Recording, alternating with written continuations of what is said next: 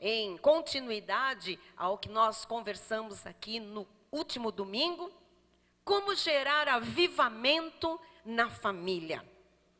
Há famílias de Deus que estão apagadas.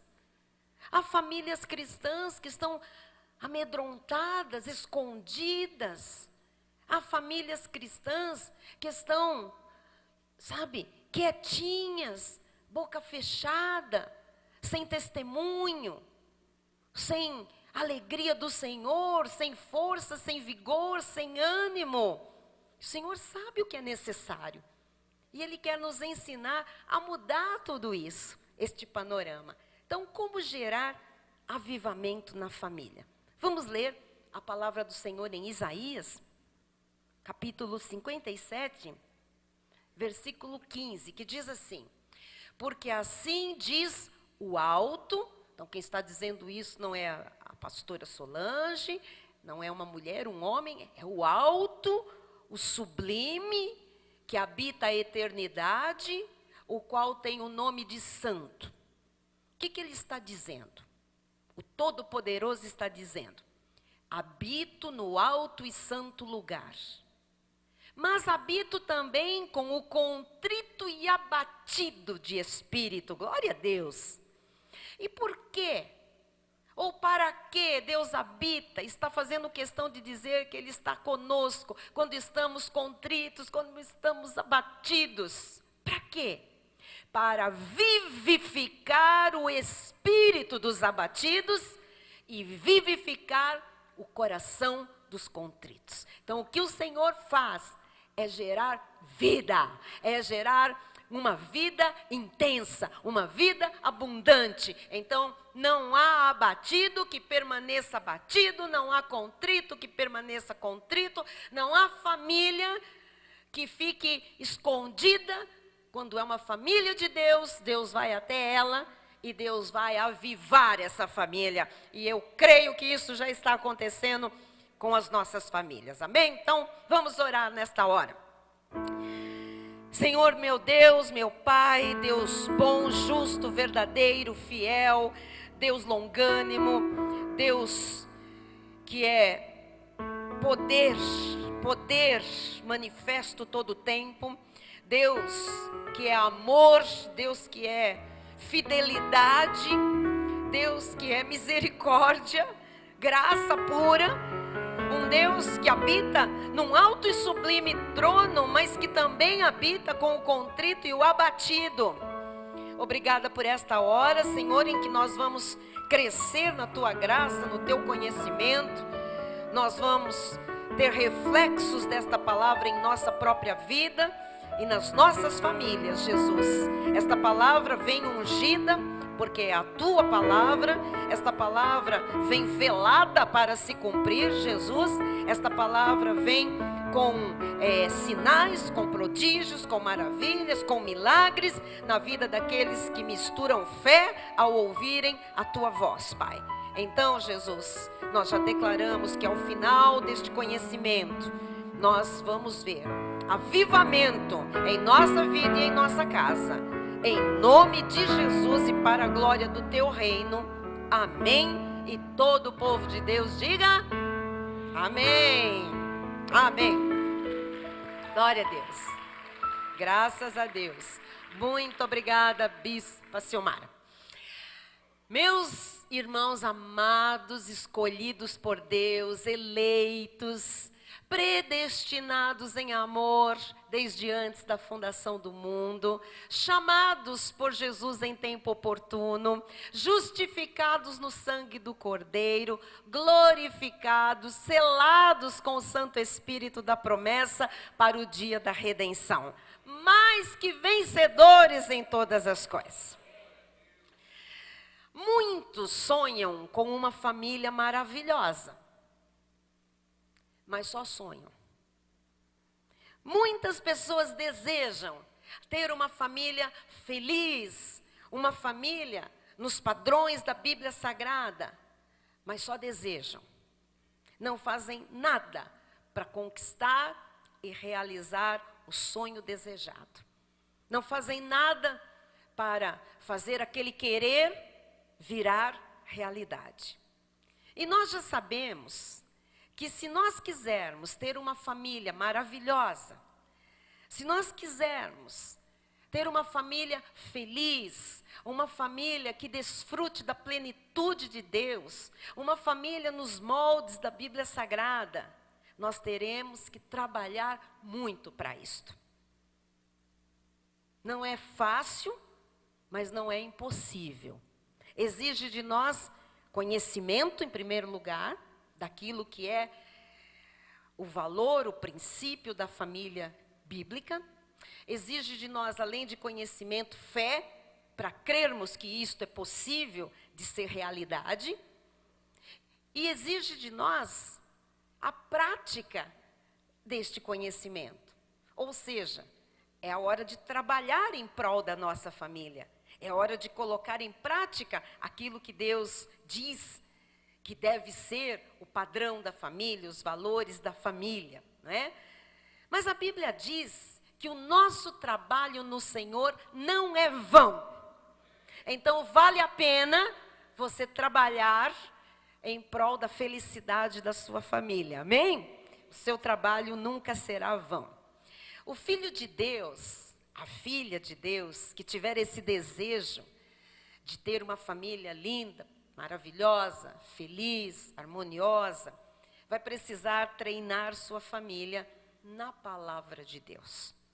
Então exige, já falei, conhecimento, fé misturada ao conhecimento, prática daquilo que a gente aprende, não é? Muito trabalho e treinamento. Como é que é este treinamento, não é? Nós temos que aprender a discipular a nossa família. Nós temos que criar discípulos de Cristo, não é discípulos nossos, discípulos de Cristo dentro das nossas casas. E não existe treinador melhor, discipulador melhor para a família do que os pais, do que o cabeça, do que aquela que é auxiliadora desse cabeça, a esposa, não é? Ou seja, não existe treinador melhor do que um sacerdote e uma sacerdotisa reais dentro de uma casa para fazer aquilo que precisa ser feito, exercer o seu sacerdócio, fazendo discípulos de Cristo dentro do seu lar. Você sabe que há pais que esperam que o seu filho melhore suas atitudes. Há pais que esperam que o seu filho melhore os seus hábitos, o seu modo de ser, o seu modo de pensar, a sua linguagem.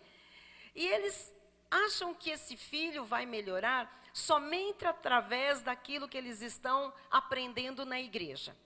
Tem pais que trazem os filhos para a igreja, graças a Deus por isso, e os colocam nas salas de aula.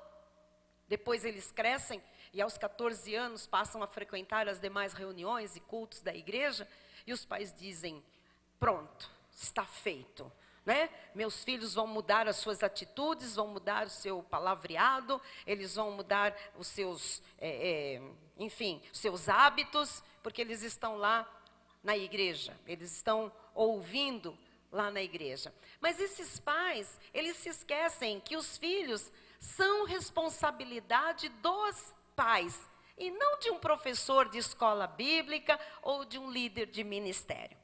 Por mais que se aprenda na escola bíblica, por mais que a liderança se esmere para passar verdades de Deus para os filhos, crianças, adolescentes, jovens, a responsabilidade disso foi dada aos pais.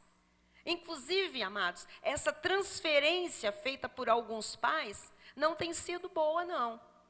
E para alguns filhos, tem provocado até uma inversão de paternidade, causando um grande problema, às vezes um problema ainda maior.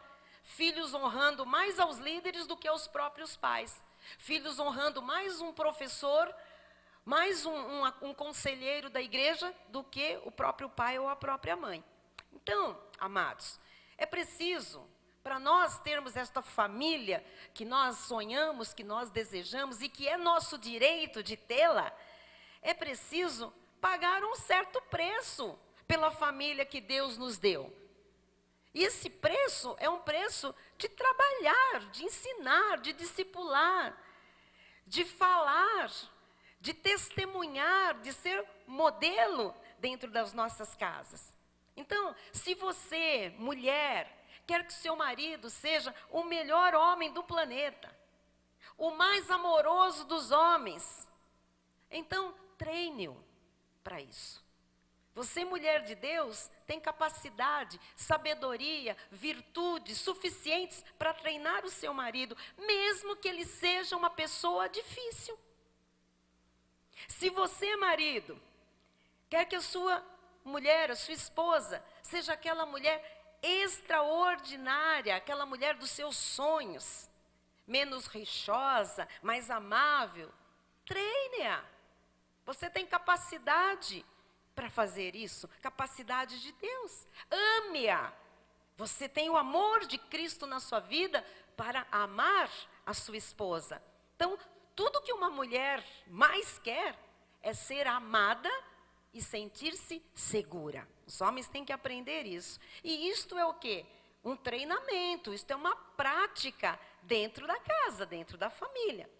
Os casais, eles precisam de sabedoria para trabalhar com as imperfeições de cada um e de cada membro da família, né?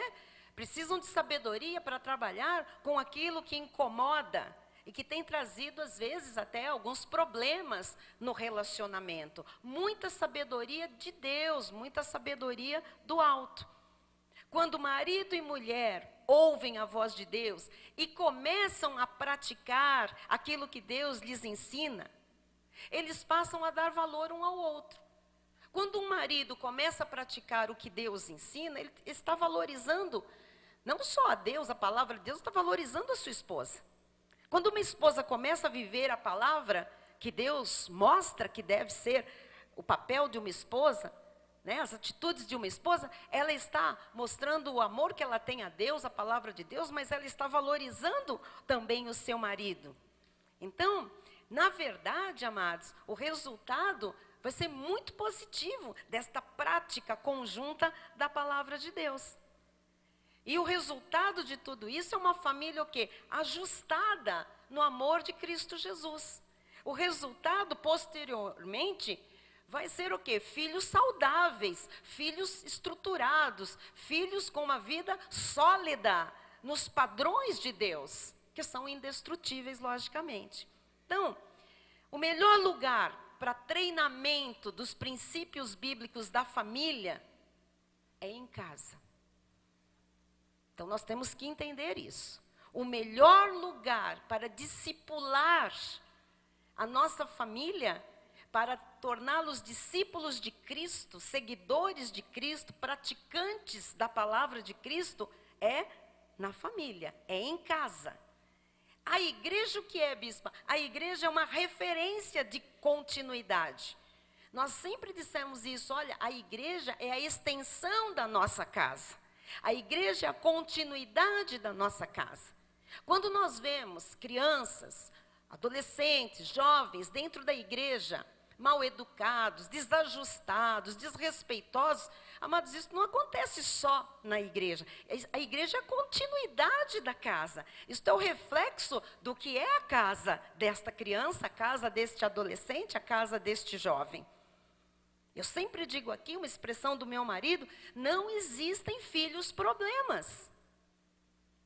Existem pais problemas. Existem pais que não assumem o sacerdócio que Deus deu a eles. Existem pais que não discipulam seus filhos, que não os preparam para viver a vida de Cristo e a vida para Cristo e com os valores de Cristo.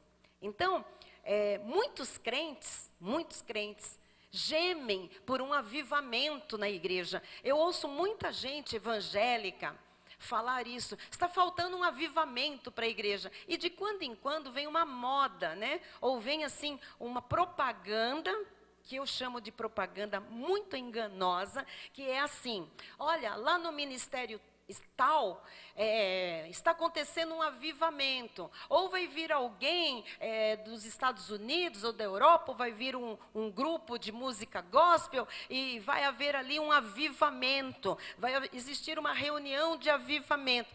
Isso não existe, amados. Existe o quê? Entusiasmo, existe festa, existe fervor. Avivamento é outra coisa. E a gente precisa entender isso, porque muitas pessoas chegam cobrando as lideranças das igrejas, falta avivamento na igreja, faltam reuniões de avivamento. O que será que essas pessoas pensam que é realmente um avivamento, né?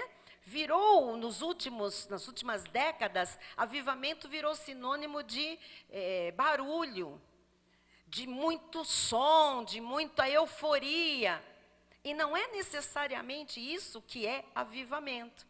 Então, muitos crentes gemem por um avivamento na obra de Deus, querem muito um avivamento na igreja local, mas nós não podemos desejar um avivamento legítimo, puro, sem fermento, sem interesses pessoais, se esse avivamento não alcançar primeiramente nossa casa, nossa família. E para isso, é claro, nós precisamos ter uma vida totalmente comprometida com a família, lutando em Deus para viver os princípios de Deus. E, acima de tudo, ser modelo na palavra dentro da nossa casa. Então, eu estou aqui hoje dizendo que o legítimo avivamento, que é desejo de todo crente que se manifeste na igreja de Cristo, à volta da terra, no nosso Brasil, nas nossas igrejas locais, o verdadeiro e legítimo avivamento começa dentro de cada casa. Amém? De cada família. Então, existe um segredo, falei aqui domingo, para se exercer a autoridade de Cristo, para se usar a fé nas horas difíceis, para ter êxito nas questões impossíveis. Eu estou lhe falando de avivamento. Quando você exerce a fé nas horas difíceis, você mostra avivamento. Quando você exerce a autoridade de Cristo numa determinada situação que se levanta, você está ali vendo manifestação de avivamento. Quando você tem êxito em questões impossíveis, esse êxito vem porque há um tipo de vida, há avivamento. Para ter ânimo, mesmo recebendo más notícias, para manter a confiança inabalável nas promessas de Deus, há um segredo. Qual é o segredo? É o que eu estou falando aqui desde domingo. É um avivamento pessoal e familiar. O avivamento na igreja será automático, será consequência de pessoas e famílias verdadeiramente avivadas. Amém? Amém. Glória a Deus. Amém. E talvez alguém que não seja crente há muito tempo como eu, ou que nunca ouviu falar desta expressão, está perguntando, mas o que é avivamento? Exatamente. É uma festa? É a gente cantar vivas de júbilo? O que é um avivamento? Então, eu tenho uma definição muito simples, que eu usei aqui domingo e vou repeti-la. Avivamento é o ato de se avivar. Então, as pessoas percebem o que as pessoas querem da igreja? Elas querem uma igreja avivada. Então, elas querem chegar num lugar que seja avivado para que produza alguma coisa na vida delas. O avivamento não é de fora para dentro, o avivamento é de dentro para fora. Então, avivamento é o ato de se avivar. Quando é que uma igreja é avivada? Quando as pessoas se autoavivam, quando as famílias são avivadas, né? Ou seja, avivamento é o ato de se tornar mais vivo. Porque vivo nós estamos. Se você olhar para a pessoa do seu lado, ela pode estar até dormindo nesse culto. Mas ela está viva. Se tem alguém dormindo aí do seu lado, põe a mão assim na frente do... Vê se está respirando. Sai um arzinho quente do nariz. Se mesmo assim a pessoa não percebeu você pôr a mão, encosta nela, vê se está quente ou gelada. Arroxeada. Não, Deus nos livre de ter alguém assim do nosso lado. Mas olha só, avivamento é o ato de se avivar, ou seja, de se tornar mais vivo. Então é um outro tipo de vida do que apenas existir. Mais ativo. Então, um outro tipo de vida, diferente das pessoas que normalmente se movimentam e têm as suas próprias atividades, não é? Avivamento é o ato de se tornar mais intenso, mais ardente, despertado. Porque muita gente pode estar viva e dormindo, espiritualmente, logicamente eu estou falando isso, né? Pode estar viva e simplesmente ritualizando, sendo religiosa em relação às coisas de Deus. Então, não é porque uma pessoa vem todo culto, ou todo domingo à igreja, acorda, ela pode fazer isso costumeiramente como religiosa e não ter avivamento. Ela está apenas vivendo, apenas seguindo um curso, apenas seguindo um ritmo de vida, um padrão de vida que ela estabeleceu, mas não está despertada para Deus ou para o que Deus tem para ela. Então, o que é avivamento, bispa? É uma renovação espiritual. Olha, muito crente precisa dessa renovação. Principalmente os crentes mais velhos. Mais tempo de igreja, eles acham normalmente que sabem tudo, que já ouviram tudo, que todos os sermões que eles vão ouvir ainda, não vai ter nada de novidade.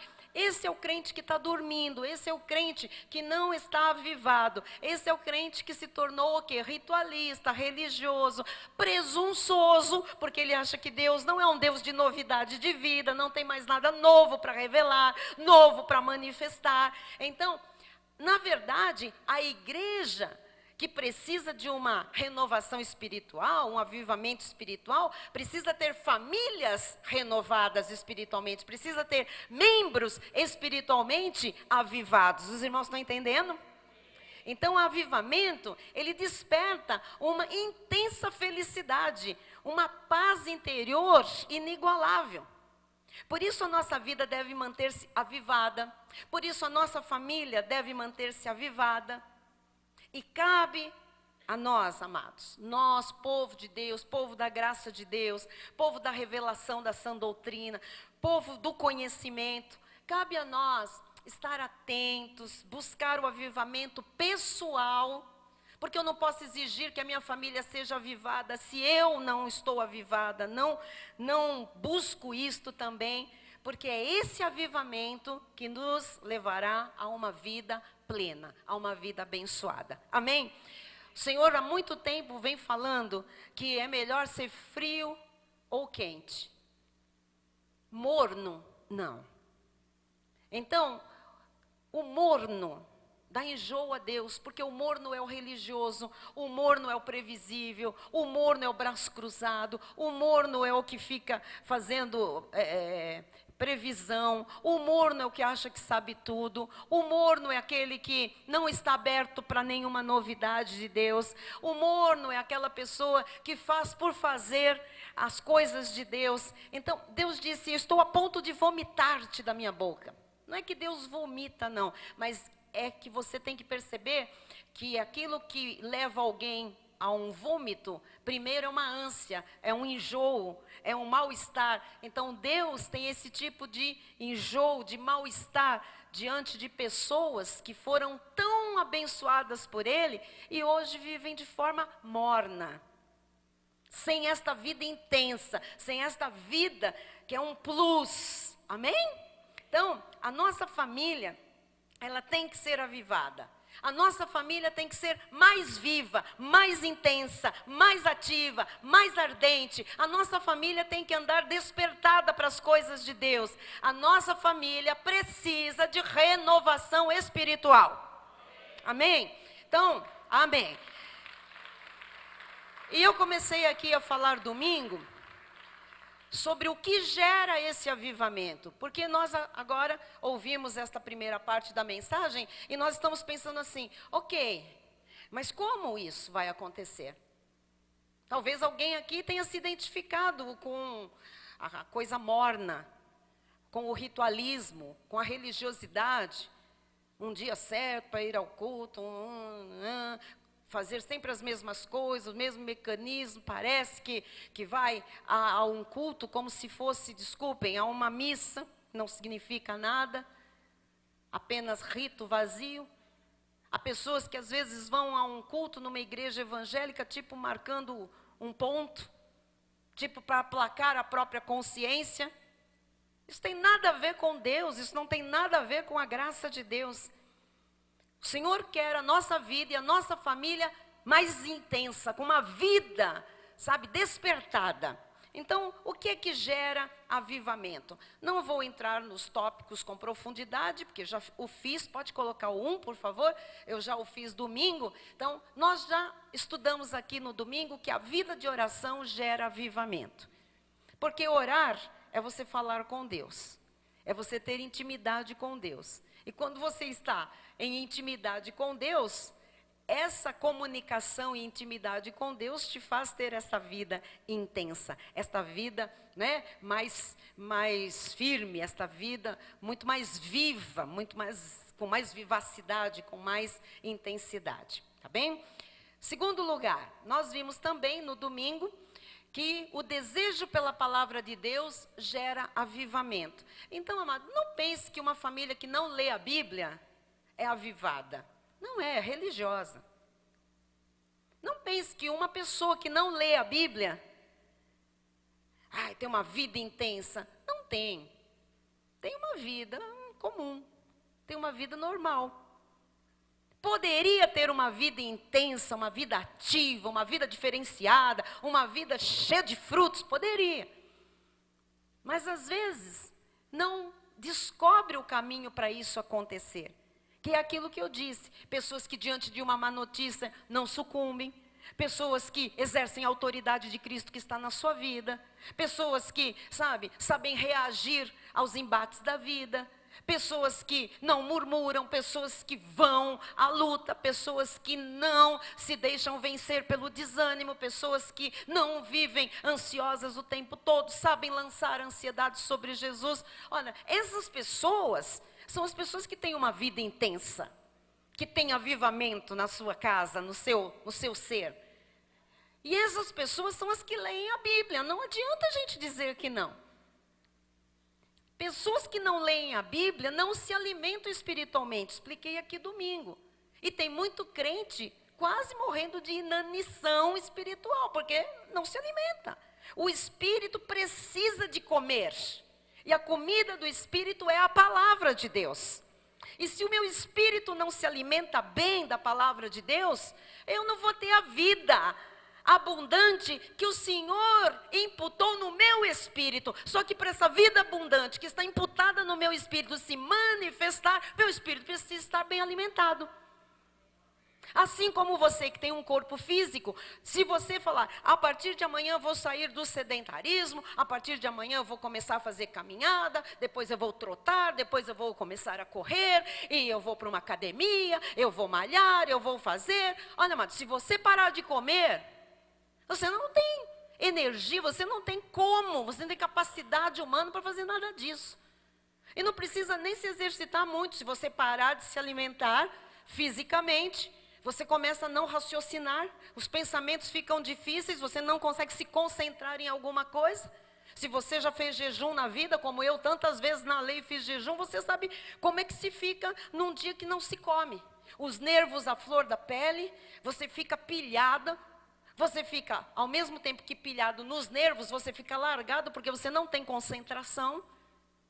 Então veja, assim como nós entendemos muito bem o que o nosso corpo físico passa quando nós não nos alimentamos, nós temos que entender muito bem o que o nosso espírito passa quando nós não nos alimentamos da palavra. Então, uma pessoa que diz, não, eu dependo da palavra só no culto, e ainda falta nos cultos, Jesus, que vida é essa?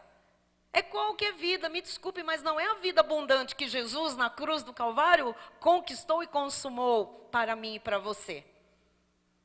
Por isso que muitas pessoas estão sempre abaladas com tudo. Por isso que muita gente não vê essa manifestação, né, da profusão das bênçãos do Senhor, que são milhares de bênçãos. A pessoa vive, uma bencinho aqui, uma coisinha ali, tudo muito difícil, a vida muito arrastada. Ué, falta avivamento. E o avivamento é produzido com oração, com palavra. A palavra nos dá o consolo que nós precisamos, a palavra nos dá o conforto que nós precisamos, a palavra nos dá a esperança que nós precisamos, a palavra gera essa vida ativa, a palavra gera avivamento, amém? Então a partir de hoje, mais oração e mais palavra. Olha o irmão que está ao seu lado e diga isso, a partir de hoje, minha amada, meu amado, mais oração e mais palavra. Oh, glória. Se tiver alguém bem íntimo seu, hein? Senão você não vai fazer essa pergunta aí. Pergunta para a pessoa: você tem lido a Bíblia constantemente? Ui.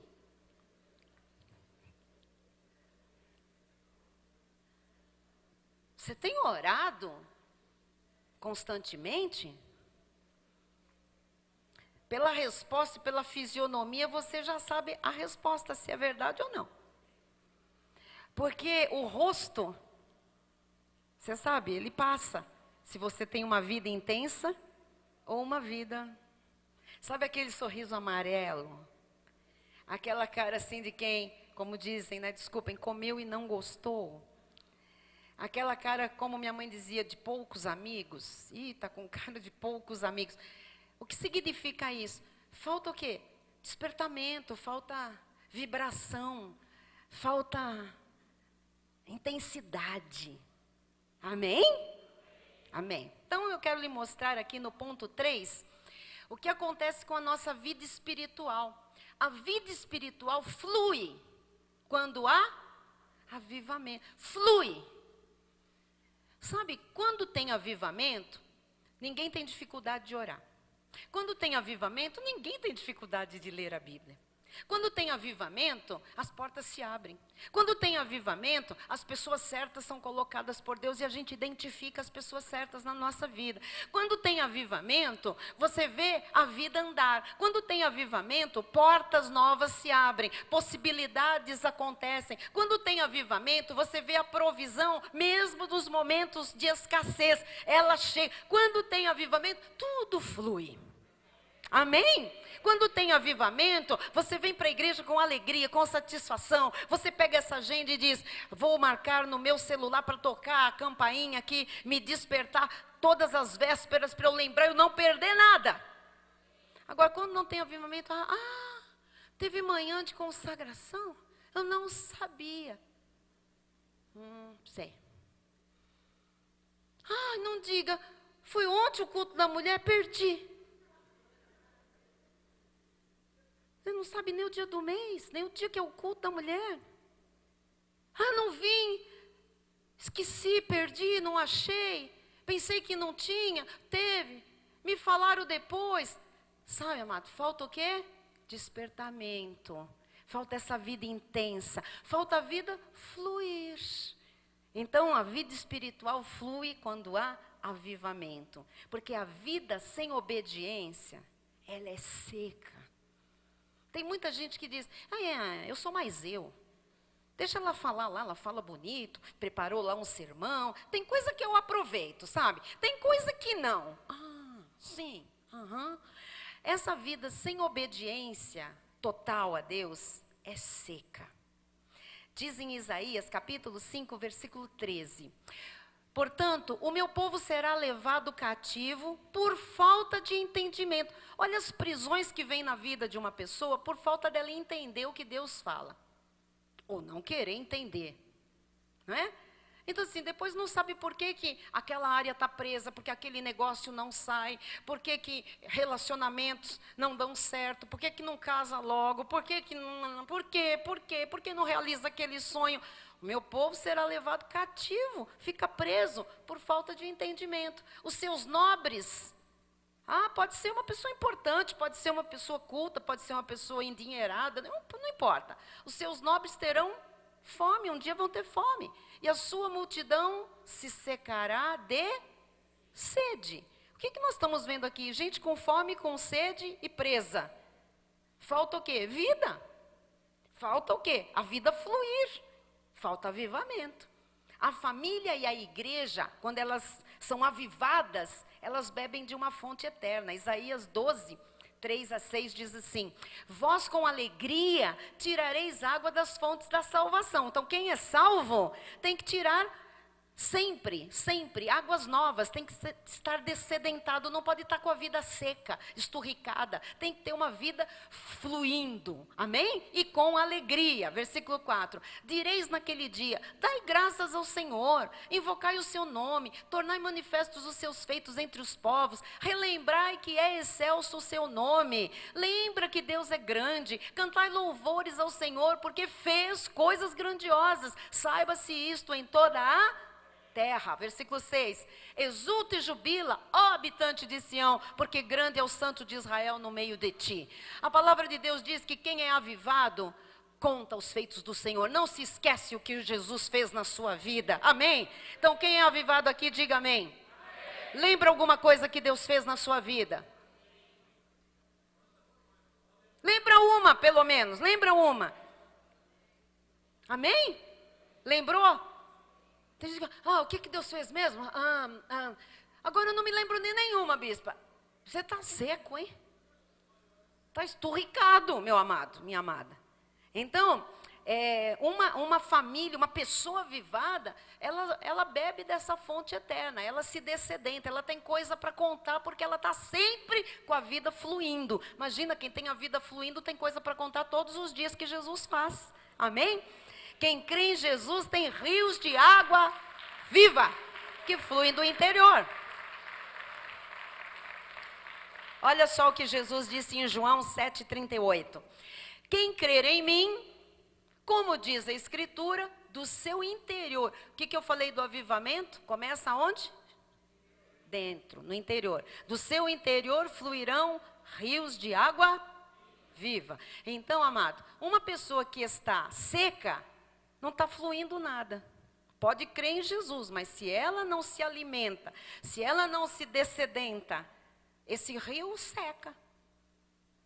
Então, para esses rios de água viva se manifestarem, fluírem da nossa vida, essa fé em Cristo tem que ser alimentada todos os dias. E como é que nós alimentamos essa fé em Cristo, se não com palavra, com oração, com intimidade com Cristo, não é verdade? Deixando a nossa vida sempre florescente, sempre ativa, sempre uma vida viva, uma vida despertada. Diga glória a Deus. Ponto 4 do nosso sermão. Prioridades corretas geram avivamento. Pegou aqui, pegou. Sabe por quê, amados?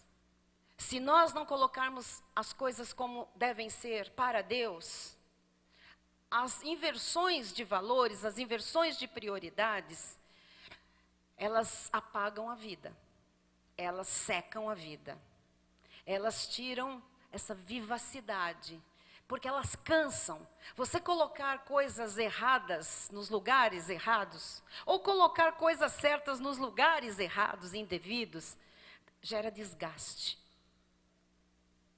Então, vai havendo um consumir das tuas energias, dos teus pensamentos, das tuas emoções, desses rios de água viva, e vão se secando. Então, as prioridades corretas, sabe, o que vem primeiro e o que vem em segundo, e o que vem em terceiro, gera essa vida mais intensa, essa vida mais viva, tá bem? As nossas escolhas todas precisam priorizar Deus. Porque se Deus não for prioridade, nunca haverá avivamento. Entenderam por que as pessoas correm atrás de avivamento? Porque às vezes num lugar há um movimento, há uma festa, há um grupo especial de louvor, há um preletor maravilhoso, mas não há Deus sendo priorizado. Hoje as pessoas correm para ver um artista, correm para ouvir determinada pessoa falar, correm para ver aquele local que agora é badalado e que a turma faz ali encontros. Não se chama mais de culto para atrair os incautos, né? Então, não pode mais chamar de culto. Então, agora é um encontro lá da moçada, um encontro, né? Então, não pode mais chamar de culto a Deus, que vai ter louvor, que vai ter sermão. Não, vai ter lá um testemunho de um famoso. Amém. Não estou falando que isso não seja importante, mas nós não podemos mesclar a verdade com paliativos, com pinturas que iludam pessoas. Nós aqui chamamos culto de culto, sermão de sermão, amém? Louvor de louvor, adoração de adoração. E não pode haver idolatria. Para quem quer que seja. Nós temos que ter prioridades corretas. Domingo é dia do Senhor, Jesus é a minha prioridade, o resto vem depois. O resto é o resto, porque se tirar Jesus, não sobra nada. É resto. Então, Jesus em primeiro lugar, o culto a Deus em primeiro lugar, a comunhão com os santos vem na frente da comunhão com outras pessoas, né? Eu priorizo aquilo que a Bíblia manda priorizar. Então, de preferência os da família da fé, eu amo os da família da fé, vem sempre em primeiro lugar do que qualquer outra pessoa na minha vida, nas minhas festas, nas minhas reuniões. Então, isto aqui é muito sério. Todas as nossas escolhas precisam priorizar Deus. Porque se não for Deus a prioridade, não haverá avivamento. Olha só, alguns versículos apenas do Salmo 119, para você ver como o salmista fala das suas escolhas. Veja o que o salmista priorizava. Olha que coisa tremenda. Ele diz assim, escolhi o caminho da fidelidade. Ui, ui, ui, ui. Quem hoje poderia fazer esse tipo de declaração? É raríssimo. Uma porcentagem mínima. Na obra de Deus, hoje pode falar isso. Escolhi o caminho da fidelidade. E decidi-me pelos teus. Eu decidi o que está na Bíblia. O que são os juízos? São os preceitos de Deus. São as verdades de Deus. Eu decidi pelo que está na Bíblia.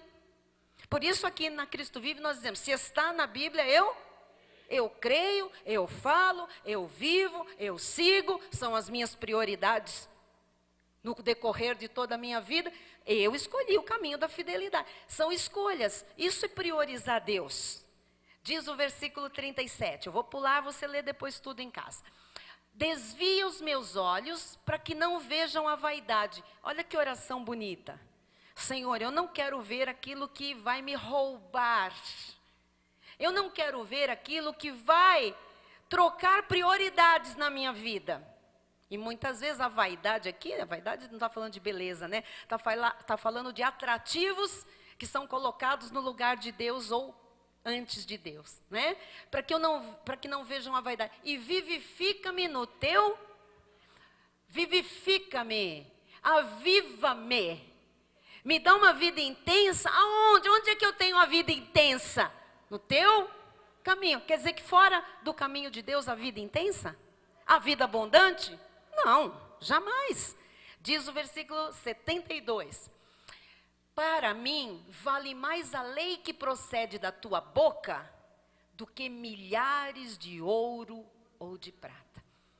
Também essa declaração hoje, ó, está fora de moda. As pessoas deixam um culto para ir ganhar dinheiro.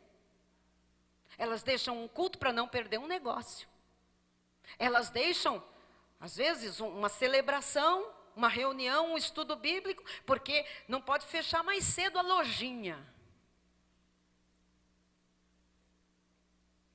Não vem ao culto porque tem uma reunião e eu preciso crescer, mas a reunião é domingo de manhã. Para mim, vale mais a lei que procede da tua boca do que milhares de ouro ou de prata. Aprenda que aos seus o Senhor dá enquanto dormem. Quando esses seus priorizam Deus. Quando esses seus colocam a verdadeira, né? O verdadeiro tesouro no lugar certo. Diz o versículo 127 ao 130. Vamos lá. Amo os teus mandamentos mais do que o ouro. É ruim hoje de muita gente falar isso. Se a pessoa tiver um negócio, ela não vai amar a palavra, o sermão. Não vai. Muito, vou voltar a dizer, uma porcentagem ínfima do povo de Deus hoje se encaixa nestas declarações do salmista. Amo os teus mandamentos mais do que o ouro refinado, quer dizer, mais do que a maior preciosidade desta terra. Tem gente que troca um culto por uma festa, por um churrasco, por um homem, por uma mulher. Ninguém, a não ser o Senhor Jesus Cristo, vai produzir avivamento na vida de um filho de Deus. Amém? Diz a palavra no versículo seguinte: por isso tenho por em tudo retos os teus preceitos todos, e aborreço todo caminho de falsidade. Quer dizer, o que Deus diz é reto. O resto é tudo mentira, é tudo engano, é tudo falso. Isso é priorizar a palavra, isso é priorizar Deus. Versículo 129 diz assim: admiráveis são os teus testemunhos, o que Deus diz, o que Deus conta, as histórias, os feitos do Senhor. Por isso, a minha alma os observa. Tem gente que não consegue ficar sem o celular durante um sermão. Está observando o quê? Está observando o que estão postando, está observando o que a comadre botou lá, está observando o que o outro está fazendo nessa hora, está observando, menos observando os testemunhos, menos observando o que Deus está ensinando, o que Deus está falando. Vai gerar avivamento? Não vai, amado. Por isso que eu disse do início, não é o fato de ir a um lugar chamado igreja que gera vida em abundância, que faz a vida fluir. Então, estou lhe ensinando da parte do Senhor aqui. E o versículo 130 diz assim: a revelação das tuas palavras esclarece. Quem está recebendo esclarecimento hoje? Diga amém. Hoje e sempre, que Deus fala. A revelação das tuas palavras esclarece e dá entendimento aos simples.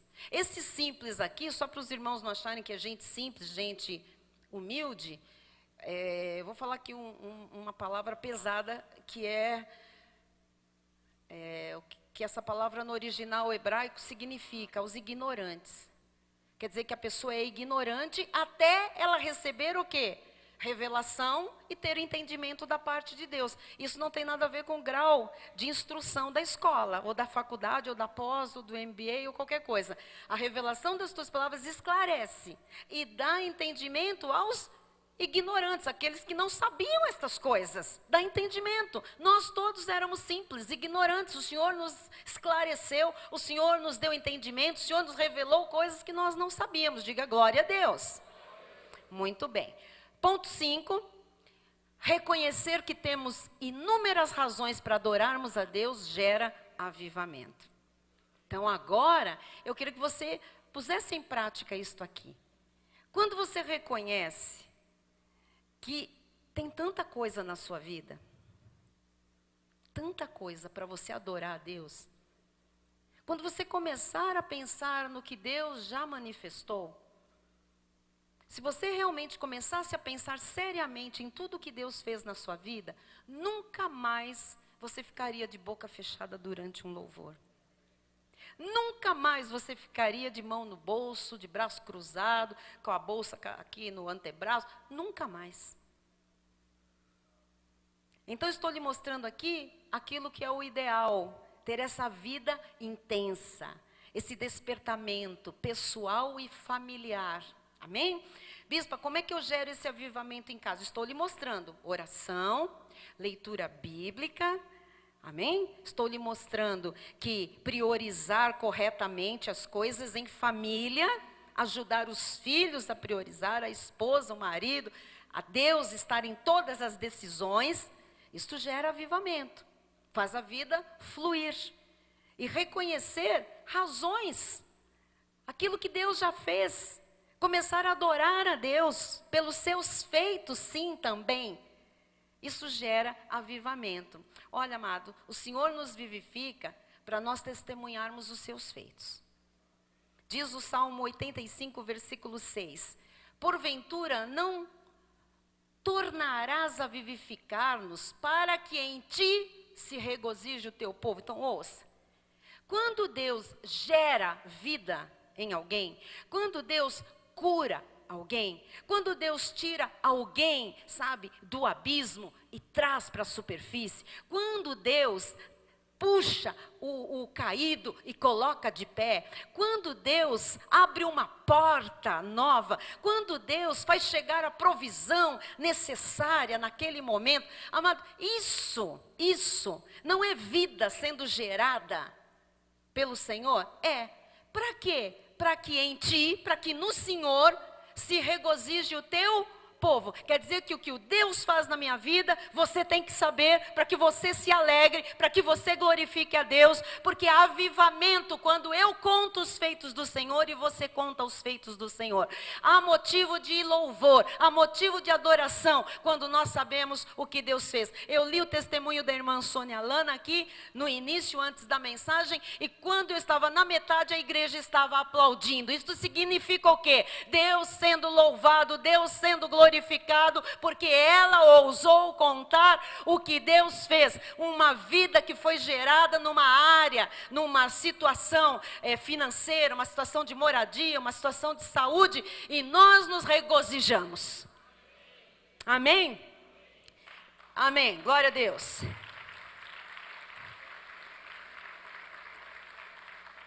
Vou dizer mais. Se você quer viver avivado e quer que a sua família tenha esse avivamento, esse despertamento, todos os dias, conte alguma coisa que Deus fez. Todos os dias, tem um momentinho. Não precisa ficar lá contando uma história, a história da travessia do povo. Não, 40 anos no deserto. Não, querido, eu sei que alguns atravessaram aqui 40 anos de deserto. Não precisa contar tudo num dia, numa vez só, não. Mas todos os dias, quando você conta um feito do Senhor, você produz avivamento. É um mistério, mas é um grande milagre que se manifesta. Então, Salmo 30, alguns versículos apenas, diz assim no versículo 1: Eu te exaltarei, ó Senhor, porque tu me livraste. Quem já teve livramento da parte de Deus? E não permitiste que os meus inimigos se regozijassem contra mim. Quem já viu a justiça de Deus na sua vida? Você se lembra de um fato onde os inimigos foram todos desbaratados? Onde Deus te exaltou, onde você foi livre de alguém, de alguma situação, de alguma cilada? Você se lembra disso? Então você tem que contar isso. Conta dentro de casa, conta onde você for, conta. Mas do nada, bispa, do nada, isso é muito. Não é nada, isso é muito de Deus na sua vida. Isso vai produzir avivamento. E se a outra pessoa não conhece o poder do nosso Deus, vai começar a conhecer através do livramento que Deus operou na sua vida. Isso gera rios de água viva fluindo, não embutido, seco lá, fluindo do seu interior. Versículo 2. Senhor meu Deus, clamei a ti por socorro e tu me saraste. Quem já clamou por socorro e foi sarado? Hoje você contou isso para alguém? Conta para o irmão que está ao seu lado. Quando você clamou a Deus por socorro e foi sarado? Conta um caso para ele. Vai, eu te dou 1 minuto.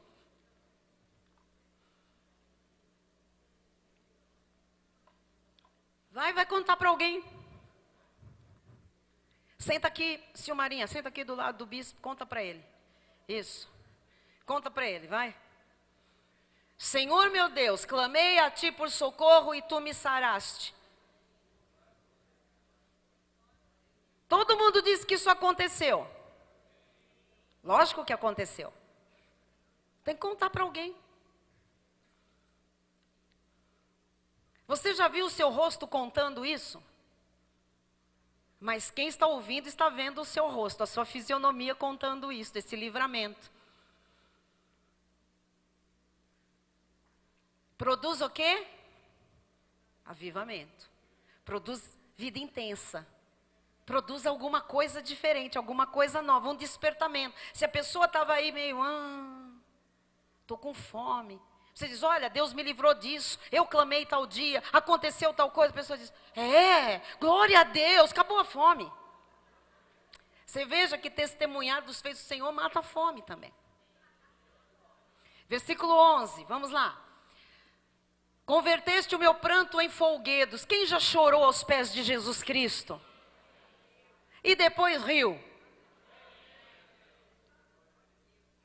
Tiraste o meu pano de saco. O que é isso? O que é isso, bispa?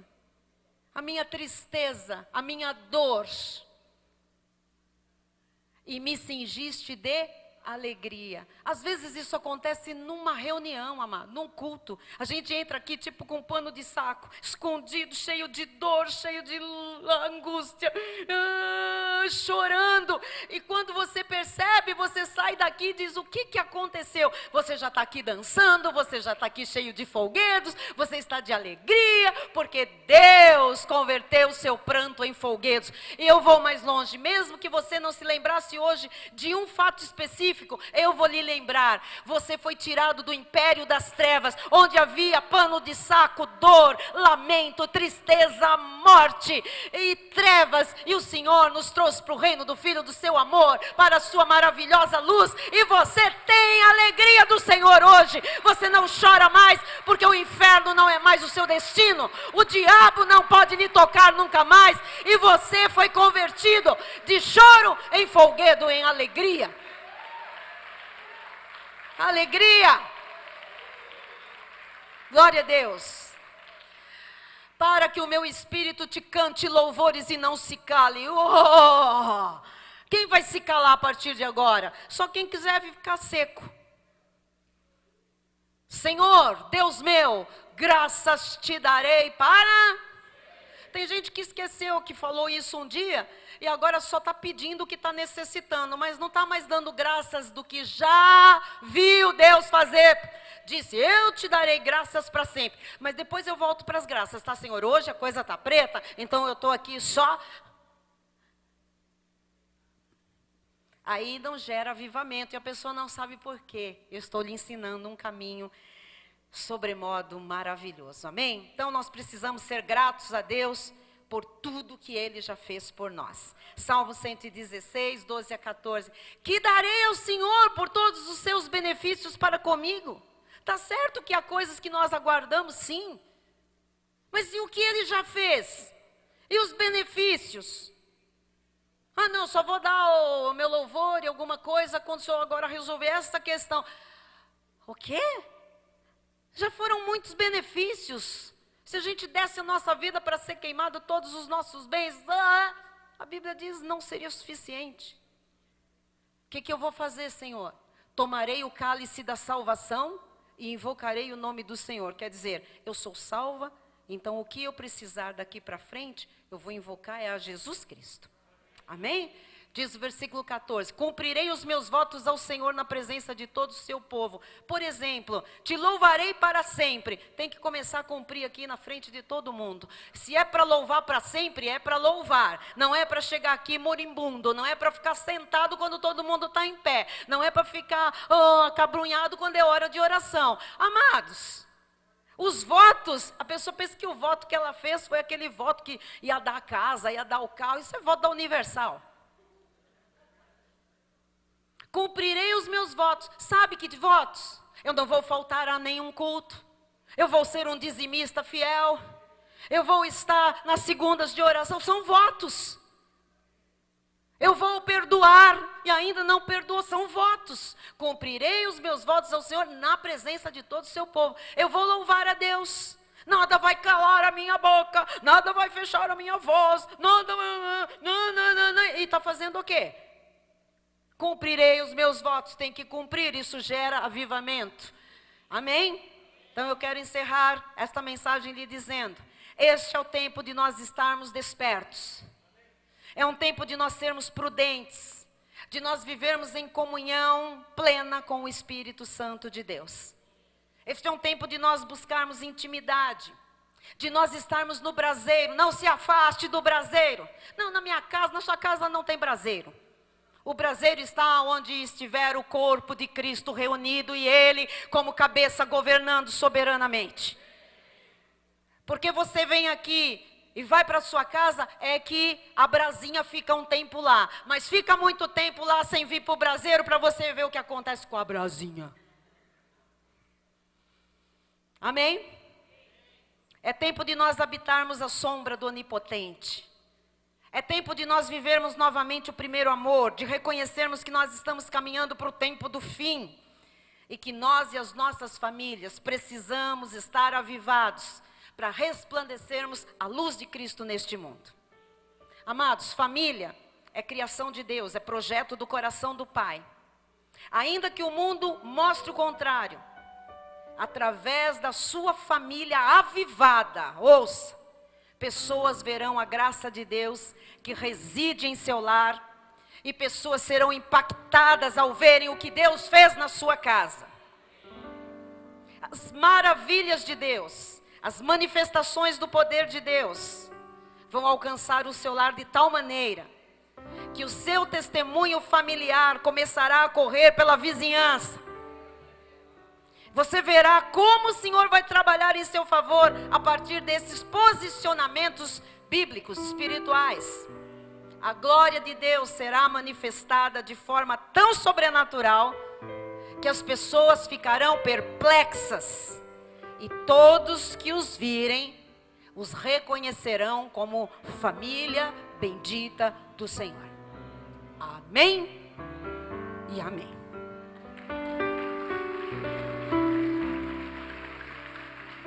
Todos de pé?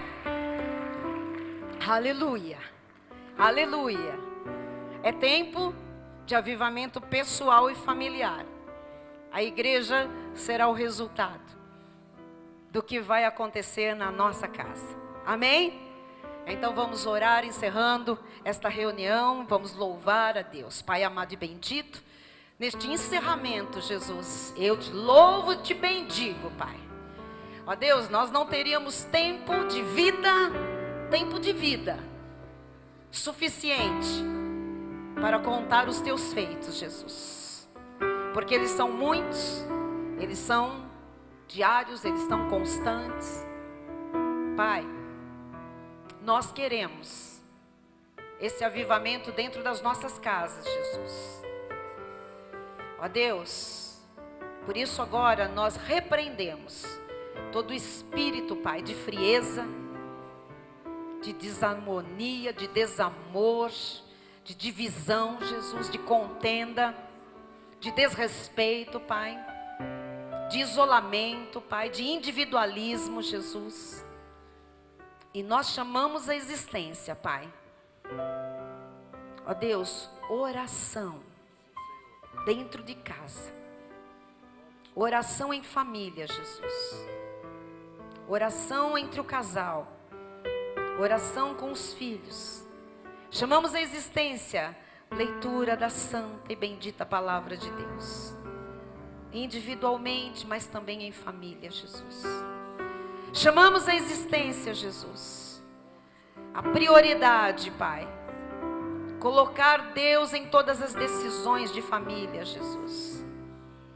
Chamamos a existência, Jesus, uma vida fluindo, Pai, rios de água viva, Pai, fluindo do interior de um marido, de uma esposa, de um pai, de uma mãe, de um filho, de uma filha, de um irmão, de uma irmã, Jesus. Jesus, chamamos a existência, Pai.